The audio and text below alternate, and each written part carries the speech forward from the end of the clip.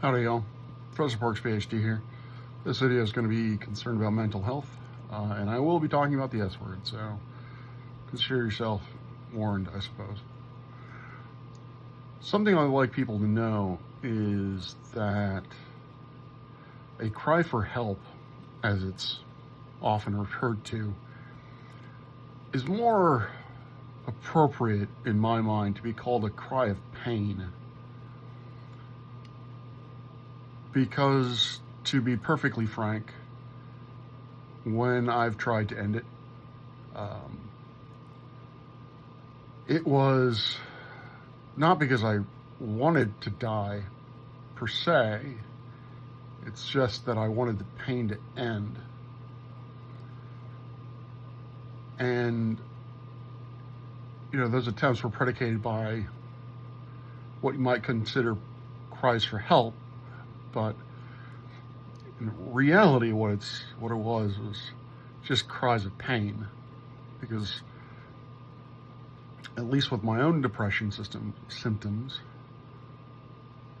it's painful, very. Not an acute pain, just a constant, ever-present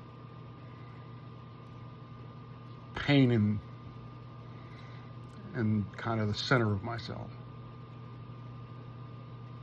And occasionally those are hit with acute pain, what you might consider, what I guess would be called distress.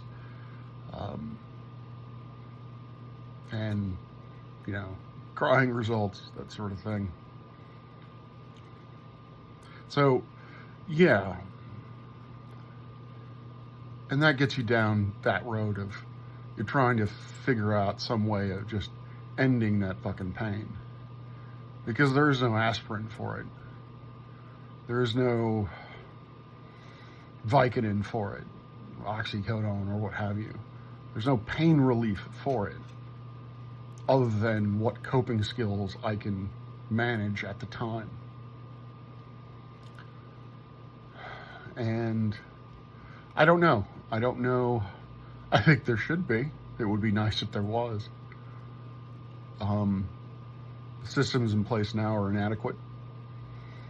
Because I don't think the people, even the therapists, I don't quite think understand what it is to go through this. And it's difficult to articulate what you need. Because you really don't know. I don't know what I need.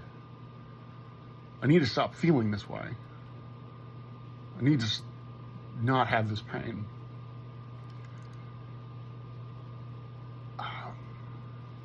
Well, calling the hotline help? No, not in my experience. They just want to stabilize me. They don't want to treat the pain.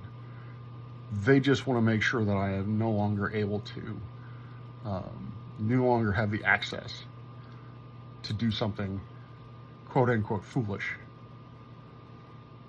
It's not about pain management. It's about, if I'm to be generous, it's about life-saving.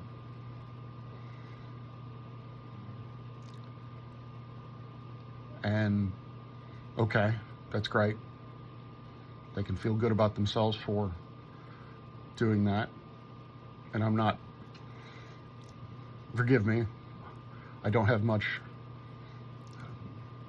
in the way of grace when it comes to the mental health care system and those who practice it.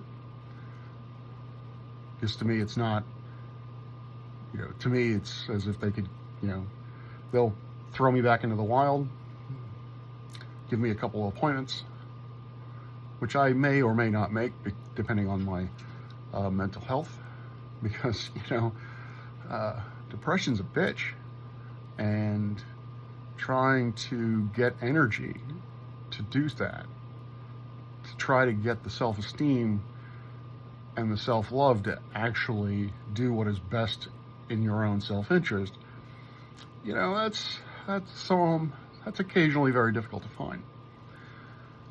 And again, if they understand this, they don't do a very good job of assisting with it.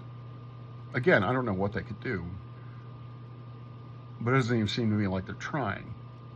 Or if they are, they're really bad at communicating it. So, I don't know. I don't know where this is going. Really, this is just a way of me getting this out. This is part of my, I guess, coping mechanism, is that it makes me feel better to put this out there into the void. Maybe someone can write. I'm not looking for sympathy. I'm not looking for anything other than some way to end the pain that I am continually finding myself in. So, I guess that's it. All right. Peace out and clear skies.